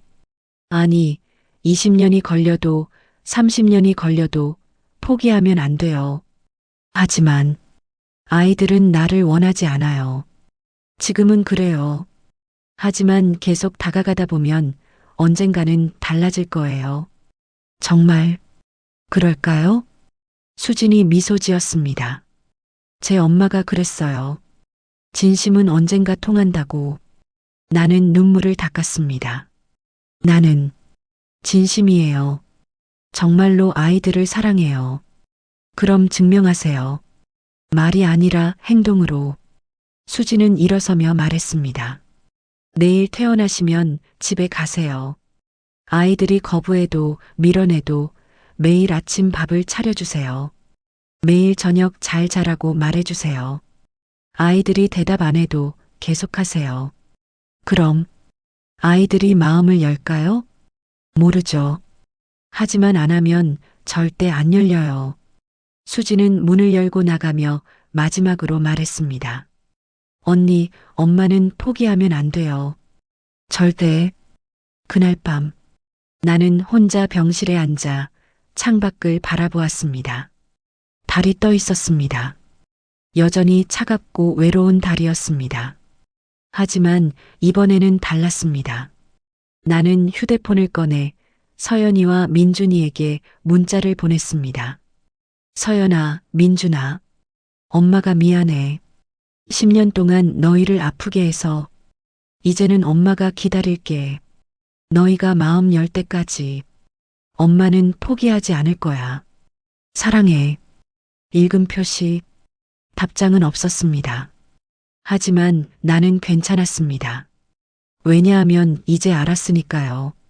사랑은 대답을 기다리는 게 아니라 계속 주는 거라는 걸. 서연아, 민준아, 엄마가 갈게. 천천히 하지만 절대 포기하지 않을게. 나는 그렇게 중얼거리며 처음으로 평온한 마음으로 잠들었습니다. 퇴원 다음 날 오전 6시 나는 집 부엌에 서 있었습니다. 10년 만에 처음으로 아침을 준비하고 있었습니다. 냉장고를 열자 가정부 아줌마가 준비해둔 반찬들이 가지런히 놓여 있었습니다. 하지만 나는 그것들을 꺼내지 않았습니다. 대신 마트에서 사온 신선한 재료들을 꺼냈습니다. 계란, 김치, 햄, 파. 손이 떨렸습니다. 사실 나는 요리를 잘하지 못했습니다. 결혼 초기에도 남편이 대부분 요리를 했고 그 후로는 가정부가 모든 것을 해결해 주었습니다. 하지만 오늘은 달랐습니다. 나는 서툰 손놀림으로 계란을 깨고 김치를 썰고 햄을 볶기 시작했습니다. 혼잣말 서연이는 계란 반숙 좋아하고 민준이는 햄 많이 넣어야 하고 처음에는 계란이 타버렸습니다. 다시 했습니다. 김치찌개의 간이 너무 셌습니다. 다시 했습니다. 1시간이 지나고 드디어 식탁에 아침이 차려졌습니다. 완벽하지 않았습니다. 계란은 모양이 제각각이었고 밥은 조금 질었고 김치찌개는 너무 빨갛게 끓어올랐습니다. 하지만 내가 직접 만든 것이었습니다. 나는 식탁을 바라보며 조용히 중얼거렸습니다. 서연아, 민준아, 엄마가 차렸어. 오전 7시. 서연이가 방에서 나왔습니다. 교복을 입고 가방을 메고 무표정한 얼굴로 거실을 지나가려 했습니다. 서연아. 나는 조심스럽게 불렀습니다. 서연이는 멈춰섰지만 나를 보지 않았습니다. 밥 먹고 가. 됐어요. 엄마가 차렸어. 서연이 좋아하는 계란 반숙이랑. 안 배고파요. 서연이는 현관으로 향했습니다. 서연아, 제발. 한 숟가락만이라도. 늦었어요. 쾅. 현관문이 닫혔습니다. 나는 식탁 앞에 혼자 앉아 차가운 아침 밥을 바라보았습니다. 눈물이 떨어졌습니다. 오전 7시 30분. 민준이가 방에서 나왔습니다. 민준아. 민준이는 고개를 숙인 채 식탁으로 다가왔습니다. 그리고 잠깐 밥을 보더니 냉장고로 향했습니다. 민준아, 엄마가 아침 차렸는데. 민준이는 냉장고에서 우유를 꺼내 마셨습니다. 민준아, 학교 가요. 민준이는 우유팩을 들고 현관으로 향했습니다. 민준아, 밥이라도 먹고 가. 쾅. 민준이도 떠났습니다. 나는 혼자 남았습니다. 식탁 위에는 아무도 먹지 않은 아침밥이 그대로 놓여 있었습니다. 나는 젓가락을 들고 혼자 밥을 한 숟가락 떠먹었습니다. 맛이 없었습니다. 아니, 맛을 느낄 수 없었습니다. 눈물이 밥그릇에 떨어졌습니다. 일주일이 지났습니다. 매일 아침 나는 6시에 일어나 아침을 차렸습니다. 매일 아이들은 먹지 않고 떠났습니다. 하지만 나는 포기하지 않았습니다. 8일째 아침, 나는 서연이가 좋아한다고 들었던 된장찌개를 끓였습니다. 민준이가 좋아한다는 계란말이를 만들었습니다. 서연이가 나왔습니다. 서연아, 오늘은 된장찌개야. 서연이는 무시하고 지나갔습니다. 하지만 이번에는 현관문을 나가기 직전 잠깐 멈칫했습니다. 그리고 돌아보지 않은 채 작은 목소리로 말했습니다. 된장찌개, 예전에 할머니가 끓여주셨는데. 그 말을 듣는 순간 내 가슴이 두근거렸습니다. 그래, 엄마가. 할머니 레시피를 배워봐도 될까? 서연이는 대답하지 않고 문을 닫고 나갔습니다. 하지만 나는 알았습니다. 아주 작지만 변화가 시작되고 있다는 것을. 2주 후, 민준이가 감기에 걸렸습니다. 학교에서 전화가 왔고 나는 처음으로 직접 민준이를 데리러 갔습니다. 보건실에 도착했을 때 민준이는 침대에 누워 있었습니다.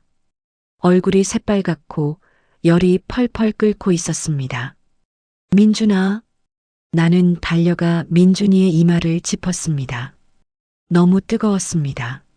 선생님, 열이 이렇게 높은데 왜 연락을 이제 하셨어요?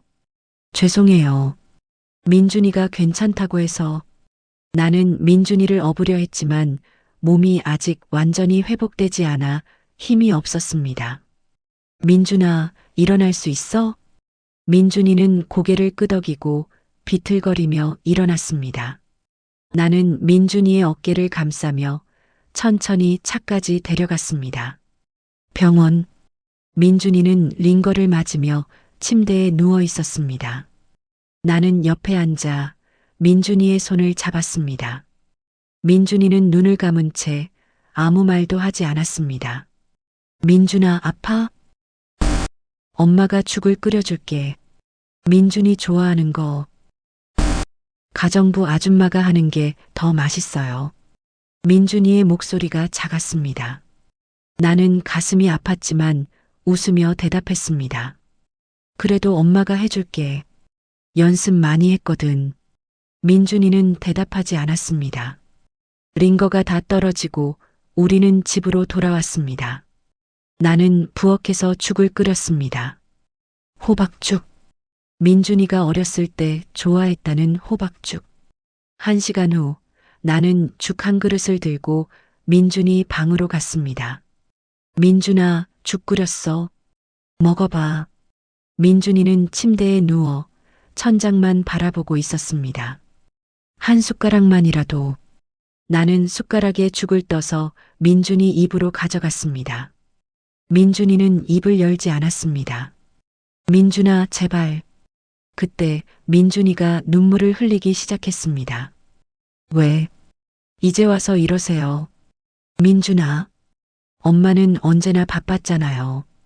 제가 아플 때도 힘들 때도 엄마는 없었잖아요. 민준이의 목소리가 떨렸습니다. 이제 와서 갑자기 밥 해주고 병원 데려가주고 그러면 저는 어떻게 해요? 민준아, 저는 엄마 없이 사는 게 익숙해요.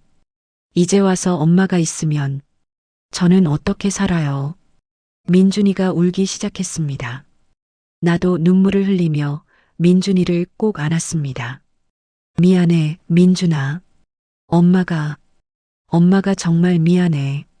민준이는 처음으로 나를 밀어내지 않았습니다. 그저 내 품에서 작은 아이처럼 울었습니다. 그날 밤 서연이 방. 나는 서연이 방문 앞에서 서성였습니다. 노크를 해야 할까? 아니면 그냥 갈까? 고민하다가 나는 조심스럽게 노크했습니다.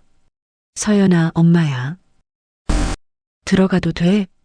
한참 후 안에서 작은 목소리가 들렸습니다. 네. 나는 문을 열고 들어갔습니다. 서연이는 책상 앞에 앉아 수학 문제집을 풀고 있었습니다. 공부해? 네. 나는 서연이 옆에 조심스럽게 앉았습니다. 수능 준비 힘들지? 괜찮아요. 엄마가 도와줄 수 있는 거 있어? 없어요. 서연이는 여전히 냉랭했습니다. 나는 한참 동안 아무 말도 하지 못했습니다. 그리고 조용히 말했습니다. 서연아, 엄마가 미안해. 엄마는 엄마 노릇을 어떻게 하는지 몰랐어. 너희를 낳았을 때 엄마는 아직 애였거든. 서연이가 펜을 멈췄습니다. 그래서 도망친 거야. 일로. 성공하면 돈 많이 벌면 그게 좋은 엄마인 줄 알았어. 근데 아니었구나. 내 목소리가 떨렸습니다. 너희가 원한 건 그냥 옆에 있어주는 엄마였는데, 밥 해주고 안아주고 사랑해라고 말해주는 엄마였는데, 눈물이 흘러내렸습니다. 엄마가 너무 늦게 깨달았어. 미안해, 서연아. 서연이는 고개를 숙인 채 아무 말도 하지 않았습니다. 하지만 그녀의 어깨가 떨리고 있었습니다. 서연아. 엄마. 서연이의 목소리가 떨렸습니다. 저도 엄마 보고 싶었어요. 서연이가 돌아보며 눈물을 흘렸습니다. 매일 밤 엄마가 문 열고 들어와서 서연아, 잘 자라고 말해주길 기다렸어요. 근데 엄마는 안 왔어요. 서연아. 초등학교 입학식 날. 다른 애들은 엄마랑 사진 찍는데 저는 혼자였어요. 그날 얼마나 울었는지 몰라요. 서연이가 울먹였습니다. 학교에서 왕따 당했을 때도 엄마한테 말하고 싶었어요.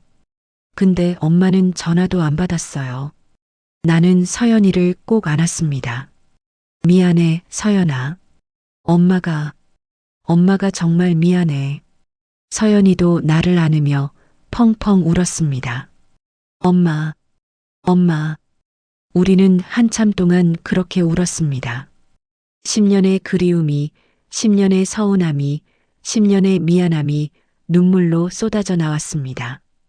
다음 날 병원 옥상. 나는 수진을 만나러 병원에 왔습니다. 수진은 옥상 벤치에 앉아 하늘을 바라보고 있었습니다. 선생님, 수진이 돌아보며 환하게 웃었습니다.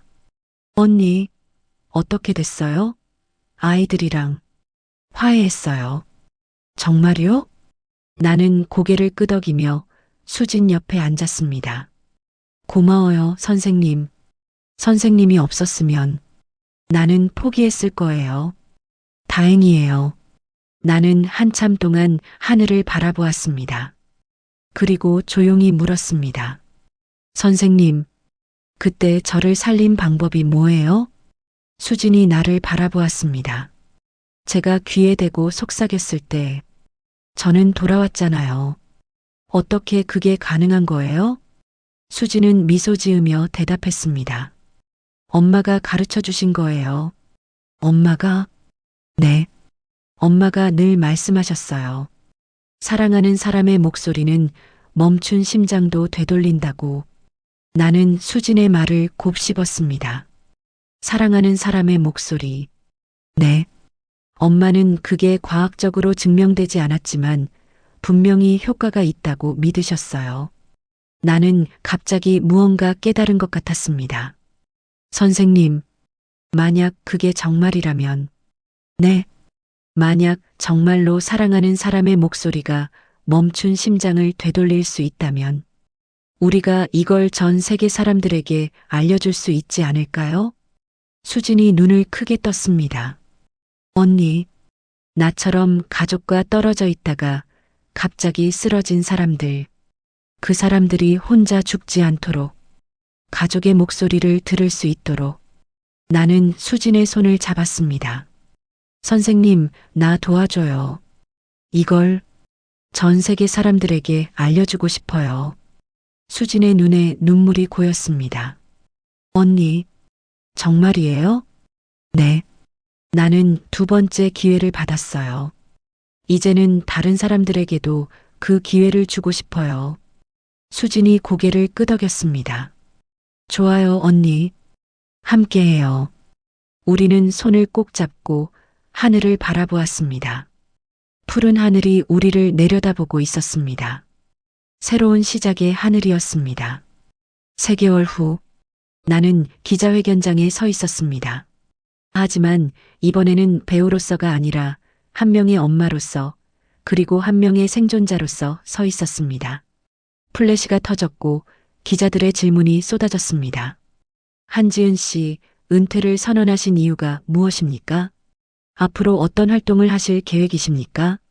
소문으로는 거액의 재단을 설립하신다고 들었는데 나는 마이크 앞에 섰습니다. 심장이 두근거렸습니다. 하지만 이번에는 두려움이 아니라 설렘이었습니다. 여러분, 안녕하세요. 저는 한지은입니다. 나는 천천히 말하기 시작했습니다. 3개월 전 저는 촬영장에서 심장마비로 쓰러졌습니다. 의사들은 운명하셨습니다라고 선언했고 저는 23분간 심정지 상태였습니다. 기자회견장이 조용해졌습니다. 그런데 한 젊은 의사가 포기하지 않았습니다. 그녀는 제 귀에 대고 속삭였습니다. 아이들이 엄마를 기다리고 있어요. 돌아오세요. 나는 객석에 앉아있는 수진을 바라보았습니다. 수진은 눈물을 글썽이며 미소 짓고 있었습니다. 그 5초의 목소리가 저를 살렸습니다. 그리고 저는 깨달았습니다. 사랑하는 사람의 목소리는 정말로 멈춘 심장을 되돌릴 수 있다는 것을. 플래시가 더 빠르게 터지기 시작했습니다. 오늘 저는 모든 배우 활동을 중단하고 새로운 사명을 시작하려 합니다. 라스트 하트비트 재단 레스트 하트비트 파운데이션을 설립합니다. 대형 스크린에 재단 로고가 떴습니다. 심장 모양 안에 음파가 그려져 있었습니다. 이 재단의 목표는 단 하나입니다. 전 세계 모든 응급실에서 심정지 환자가 가족의 목소리를 들을 수 있도록 하는 것입니다. 기자들이 숨죽이며 들었습니다. 우리는 골든 보이스 프로토콜 골든 보이스 프로토콜을 개발하고 있습니다. 심정지 환자의 귀에 가족의 목소리 녹음을 들려주는 새로운 응급처치법입니다. 나는 수진에게 손짓했고 수진이 무대로 올라왔습니다. 이 프로젝트의 수석 연구원인 박수진 의사입니다. 그녀의 어머니가 남긴 지혜가 이 모든 것의 시작이었습니다. 수진이 마이크를 잡고 말했습니다. 제 어머니는 30년간 간호사로 일하며 많은 환자들을 돌봤습니다. 어머니는 늘 말씀하셨죠. 사랑하는 사람의 목소리는 기적을 만든다고. 이제 우리는 그 기적을 과학으로 증명하고 전 세계에 전파하려 합니다. 기자회견장에 박수가 터져 나왔습니다. 그리고 객석 한쪽에서 서연이와 민준이가 일어나 박수를 쳤습니다. 나는 아이들을 바라보며 눈물을 흘렸습니다. 1년 후 라스트 하트비트 재단 본부는 바빴습니다. 세계 각국의 의료기관에서 연락이 쏟아졌고 우리는 매일 회의를 했습니다. 언니, 미국 존스홉킨스 병원에서 프로토콜 도입하겠대요. 일본 동경대병원도 연락 왔어요. 영국 NHS에서 전국적으로 시행하고 싶다고 합니다. 직원들이 환호했습니다. 나는 세계 지도가 그려진 대형 스크린을 바라보았습니다. 지도 위에는 골든 보이스 프로토콜을 도입한 병원들이 빛나는 점으로 표시되어 있었습니다. 처음에는 한국의 10개였던 점이 이제는 50개국 3,000개 병원으로 퍼져 있었습니다. 현재까지 이 프로토콜로 되살아난 환자 수는 5,847명입니다. 수진이 보고서를 읽었습니다. 5,847명. 5,847개의 가족이 다시 만났습니다. 5,847번의 사랑해가 제때 전해졌습니다. 나는 눈물을 닦으며 말했습니다. 계속해요. 우리는 멈출 수 없어요. 그날 저녁 집. 나는 저녁을 준비하며 부엌에 서 있었습니다. 이제 요리는 훨씬 나아졌습니다. 1년 동안 매일 아침, 매일 저녁을 차리다 보니 자연스럽게 늘었습니다. 엄마, 뭐 도와줄까요? 서연이가 부엌으로 들어왔습니다. 서연아, 파 좀 썰어줄래? 네. 서연이는 자연스럽게 내 옆에 서서 파를 썰기 시작했습니다. 서연아, 의대 합격 축하해. 정말 자랑스러워. 고마워요, 엄마. 엄마 덕분이에요. 아니야, 서연이가 열심히 한 거지. 아니에요. 엄마가 매일 아침밥 차려주고 매일 저녁 기다려주셔서 제가 힘낼 수 있었어요. 서연이가 내 어깨에 머리를 기댔습니다. 엄마, 저 응급의학과 갈 거예요. 응급의학과? 네. 엄마처럼 수진 선생님처럼 사람들 살리는 의사가 되고 싶어요. 나는 서연이를 꼭 안았습니다. 자랑스러워, 우리 딸. 민준이가 거실에서 노트북을 두드리고 있었습니다. 민준아, 뭐해? 엄마, 저 프로그램 하나 만들고 있어요. 프로그램? 민준이가 화면을 보여주었습니다. 이거요. 보이스 레코그니션 응급 시스템. 환자가 쓰러지면 자동으로 가족 목소리를 인식해서 재생하는 AI 프로그램이에요. 민준아, 엄마 재단 일 도와주고 싶어서요. 제가 코딩은 잘하니까. 나는 민준이를 꼭 안았습니다. 고마워, 민준아. 엄마가 정말 고마워. 민준이가 웃으며 말했습니다. 엄마, 나중에 저 의료 AI 회사 차릴 거예요. 그래서 엄마 재단이랑 협력할 거예요. 그래, 멋지다, 우리 아들. 저녁 식탁에 우리 셋이 둘러앉았습니다. 1년 전까지만 해도 비어있던 이 식탁이 이제는 웃음으로 가득했습니다. 잘 먹겠습니다. 우리는 함께 밥을 먹으며 오늘 하루 있었던 일들을 이야기했습니다. 평범한 저녁이었습니다. 하지만 나에게는 세상 어떤 시상식보다 빛나는 순간이었습니다. 3년 후 나는 제네바 WHO 본부에서 발표를 하고 있었습니다. 골든 보이스 프로토콜은 현재 127개국 23,000개 병원에서 시행되고 있습니다. 지난 3년간 이 프로토콜로 되살아난 환자는 82,000명에 달합니다. 대형 스크린에 통계가 떴습니다. 이 중 92%가 가족의 목소리를 들은 후 5분 이내에 심박동을 회복했습니다.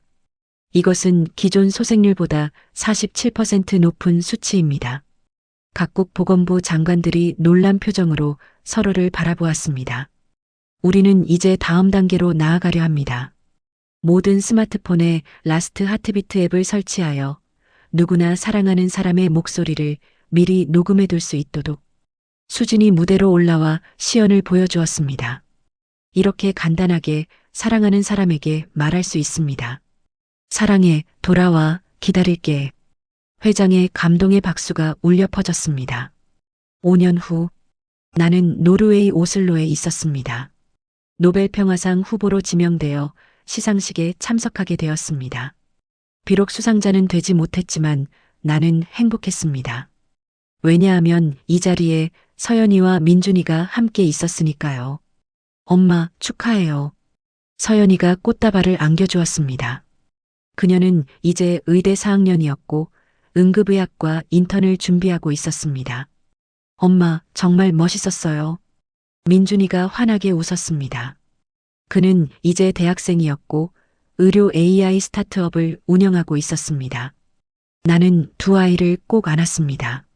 엄마는 이미 상을 받았어. 너희라는 최고의 상을. 10년 후, 나는 70대가 되었습니다. 머리는 하얗게 새었고 얼굴에는 주름이 깊게 패였습니다. 하지만 나는 여전히 전 세계를 돌아다니며 강연을 했습니다. 오늘은 아프리카 케냐의 한 병원이었습니다.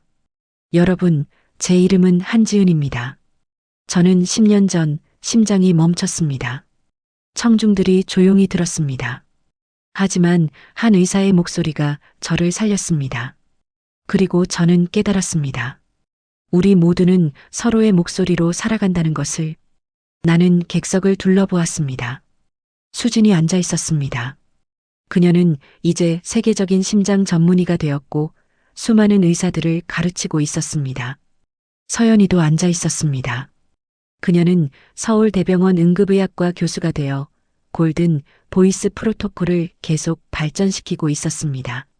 민준이도 앉아 있었습니다. 그의 회사는 이제 글로벌 의료 AI 기업으로 성장했고 그의 프로그램은 전 세계 병원에서 사용되고 있었습니다. 그리고 객석 한쪽에는 이 프로토콜로 되살아난 환자들과 그 가족들이 가득했습니다. 지난 10년간 라스트 하트비트 재단은 192개국 10만 개 병원에서 프로토콜을 시행했습니다. 그리고 53만 명의 환자가 가족의 목소리로 되살아났습니다. 박수가 터져 나왔습니다. 하지만 우리는 여기서 멈추지 않습니다. 왜냐하면 이 지구상에는 여전히 혼자 쓰러지고 혼자 죽어가는 사람들이 있으니까요. 나는 마이크를 꼭 쥐었습니다. 제 심장이 멈춘 날 저는 다시 태어났습니다. 그리고 오늘도 이 순간에도 누군가의 심장이 사랑으로 되살아나고 있습니다. 눈물이 흘러내렸습니다. 이 이야기는 끝나지 않습니다. 오늘도 내일도 앞으로도 세상의 모든 심장이 사랑하는 사람의 목소리로 다시 뛸 수 있도록 우리는 계속할 것입니다. 그날 밤 호텔방, 나는 창밖을 바라보며 서 있었습니다. 케냐의 밤하늘에는 별이 가득했습니다. 노크 소리가 들렸습니다. 엄마, 들어가도 돼? 서연이와 민준이가 들어왔습니다. 들어와. 아이들이 내 옆에 섰습니다. 우리는 함께 별을 바라보았습니다. 엄마, 피곤하시죠? 내일 비행기 일찍 타야 하는데. 괜찮아. 아직 할 일이 많아서. 엄마는 정말 대단해요. 민준이가 말했습니다. 10년 동안 쉬지 않고 일하셨잖아요. 전 세계 돌아다니시면서. 이게 일이 아니야, 민준아. 이건 사명이야. 나는 아이들을 바라보았습니다. 나는 10년 전에 깨달았어. 사랑은 말로만 하는 게 아니라 행동으로 증명하는 거라는 걸. 서연이가 내 손을 잡았습니다. 엄마, 우리도 도울게요. 평생. 고마워, 우리 딸. 민준이도 내 다른 손을 잡았습니다. 엄마, 사랑해요. 나는 두 아이를 꼭 안았습니다. 나도 사랑해. 정말 많이. 그날 밤 잠들기 전 나는 침대에 누워 천장을 바라보았습니다. 휴대폰을 꺼내 10년 전 수진이 처음 보내준 메시지를 열었습니다. 언니, 엄마는 포기하면 안 돼요. 절대. 나는 미소 지었습니다. 그리고 새로운 메시지를 썼습니다. 수진아, 고마워. 나는 포기하지 않았어. 그리고 앞으로도 절대 포기하지 않을 거야. 메시지를 보내고 나는 눈을 감았습니다. 에필로그 마이너스 끝나지 않는 이야기. 전 세계 곳곳 응급실, 뉴욕, 맨해튼 병원, 환자 심정지, 골든 보이스 프로토콜 시작. 간호사가 환자의 귀에 이어폰을 꽂습니다. 여보, 나야. 사랑해. 돌아와. 아내의 목소리가 흘러나옵니다. 5초 후 심전도 기계에서 박동이 감지됩니다. 도쿄 게이오 대학병원. 엄마, 돌아와. 딸의 목소리가 환자의 귀에 울려 퍼집니다. 엄마의 심장이 다시 뛰기 시작합니다. 파리, PTA-살페트리에르 병원. 파퍼, GTAI미. REVIENS. 아빠, 사랑해. 돌아와. 아들의 목소리.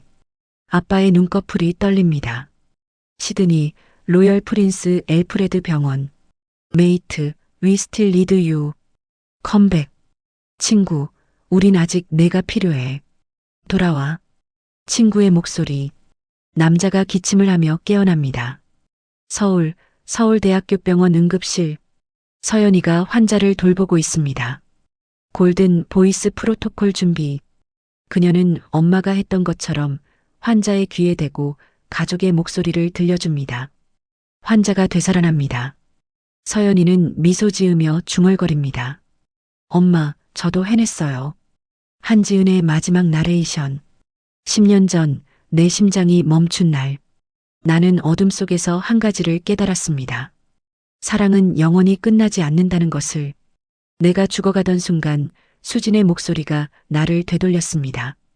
그리고 그 목소리는 이제 전 세계로 퍼져나가 수십만 명의 심장을 되살리고 있습니다. 나는 더 이상 화려한 무대에 서지 않습니다. 대신 나는 매일 혼자 쓰러진 사람들 곁에 서 있습니다. 그들에게 말해줍니다. 당신은 혼자가 아니에요. 사랑하는 사람들이 기다리고 있어요. 그리고 그들은 돌아옵니다. 사랑의 목소리를 듣고. 이 이야기는 끝나지 않습니다. 오늘도, 지금 이 순간에도 어디선가 누군가의 심장이 멈추고 있고 또 어디선가 누군가의 목소리가 그 심장을 되살리고 있습니다. 세상의 모든 심장이 사랑으로 뛰는 그날까지 우리는 멈추지 않을 것입니다. 왜냐하면 사랑은 죽음보다 강하니까요. 마지막 장면. 한지은이 손자를 안고 있습니다. 서연이의 아이입니다. 할머니는 세상을 구했어요? 아니야, 아가. 할머니는 그냥 사랑을 전했을 뿐이야. 사랑이 뭐예요? 한지은은 손자를 꼭 안으며 미소 짓습니다. 사랑은 멈춘 심장도 다시 뛰게 만드는 마법이란다.